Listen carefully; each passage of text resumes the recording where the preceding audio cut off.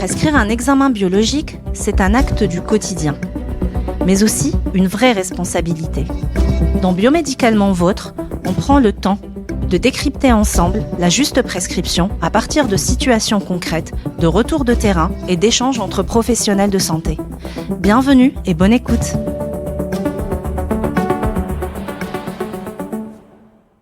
Je m'appelle Ablin, je suis biologiste médicale et pour commencer cette nouvelle saison, je vous propose un premier focus hors série sur un nouvel outil d'orientation du diagnostic de la maladie d'Alzheimer.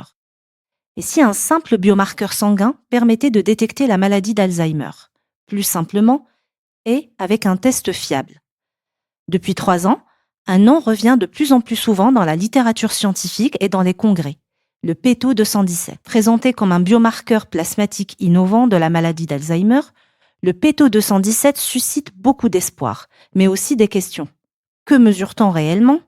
Le P-tau217 remplacera-t-il la ponction lombaire ou le PET scan ?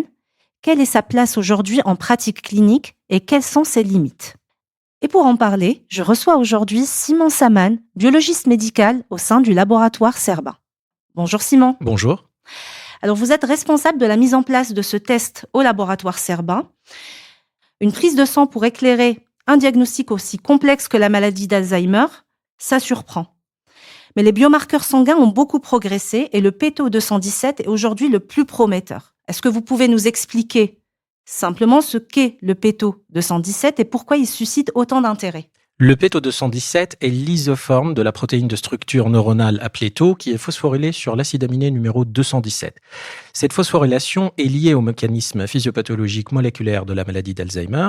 C'est une signature biologique. Si on la détecte dans le sang au-delà de certains seuils, cela signifie avec une haute probabilité la présence d'une pathologie amyloïde ou tau au niveau du cerveau. Donc ce n'est pas un marqueur non spécifique. Absolument pas. Ce n'est pas un reflet d'un épiphénomène périphérique ou le reflet d'une dégénérescence axonale non spécifique comme les neurofilaments par exemple, et c'est là où réside sa force. P-tau217 est spécifique de la maladie d'Alzheimer. Les concentrations plasmatiques de ce biomarqueur sont corrélées au statut amyloïde comme on peut le mesurer avec l'imagerie PET scan.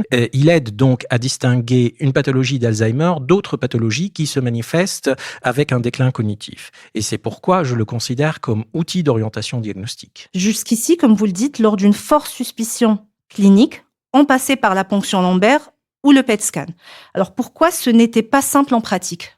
Ce sont des examens lourds. D'abord, pour obtenir le LCR, pour doser les biomarqueurs, on devait réaliser une ponction lombaire. C'est un geste invasif, souvent redouté, des fois contre-indiqué. Et deuxièmement, il faut planifier une hospitalisation. De l'autre côté, le PET scan est une imagerie coûteuse, très peu accessible. Donc en réalité, ça se reflète avec des retards ou d'inégalités d'accès à ces biomarqueurs. Donc le P-tau217 est une sorte de compromis idéal. Ces performances sont proches de celles des biomarqueurs dans le LCR et les études très sérieuses ont montré que la concentration plasmatique de ce biomarqueur sont corrélées avec la charge amyloïde. Donc, il s'inscrit dans un parcours de diagnostic avec la simplicité de prise de sang. Certainement, il ne va pas remplacer les explorations les plus poussées, mais je crois qu'il peut fluidifier le parcours avec son accessibilité. Il donne une information fiable et utile qui va nous dire est-ce qu'on décide d'aller plus loin ou pas. Comme vous le savez, un bon test, c'est surtout un test bien prescrit. Donc, chez quel patient faut-il le faire ? Excellente question. C'est un test à réaliser chez des patients symptomatiques après une évaluation clinique, psychologique et neurocognitive pour typer ou caractériser la plainte initiale. On parle généralement de troubles cognitifs légers, ce qu'on appelle en anglais MCI. Ça peut être aussi prescrit chez des patients avec un tableau ambigu ou avec une IRM très peu tranchante où le clinicien hésite à annoncer un diagnostic de la maladie d'Alzheimer. Donc on oublie l'idée d'un dépistage grand public. Ce n'est surtout pas un outil de dépistage populationnel. Chez une personne asymptomatique, on augmente significativement le risque de faux positifs, de l'anxiété et de l'interprétation à contresens.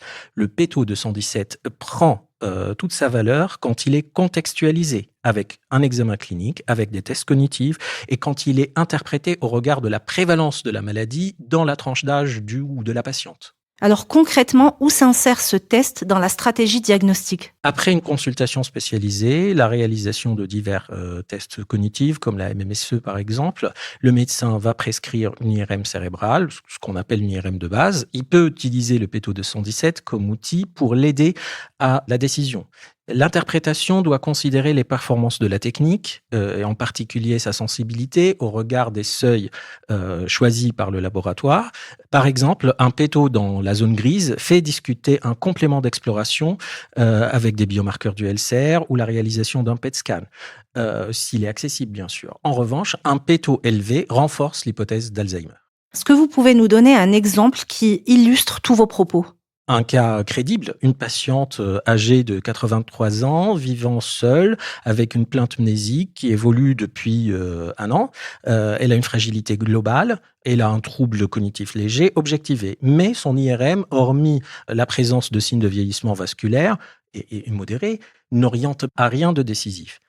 Le PETO 217 est dosé normal, ce qui lui a évité le geste invasif de la ponction lombaire. Ça épargne un temps d'attente pour accéder au PET scan. Le clinicien a écarté l'hypothèse d'Alzheimer et a commencé, sans délai supplémentaire, à explorer d'autres pistes, tout en surveillant bien évidemment l'évolution de son déclin cognitif. Et est-ce que ce test est pris en charge aujourd'hui ? Non, pas pour le moment. On est clairement dans une phase de transition.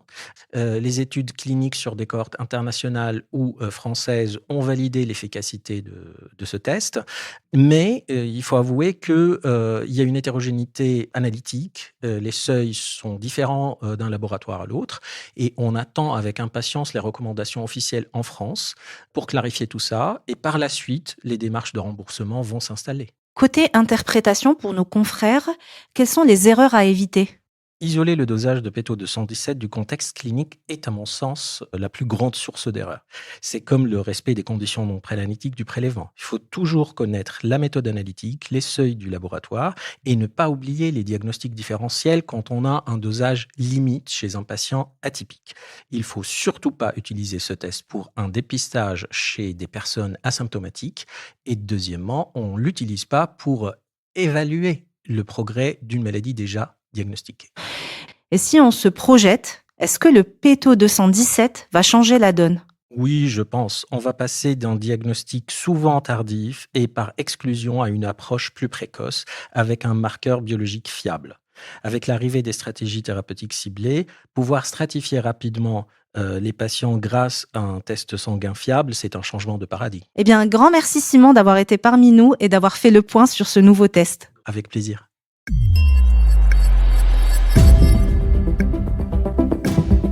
Vous souhaitez suivre nos actualités ? Inscrivez-vous à notre newsletter et abonnez-vous à notre podcast. N'hésitez pas à consulter les ressources mises à votre disposition dans la description de l'épisode. Et envoyez-nous vos questions à biomédicalement-vôtre@lab-cerba.com. Je vous retrouve très bientôt dans un nouvel épisode de Biomédicalement Vôtre.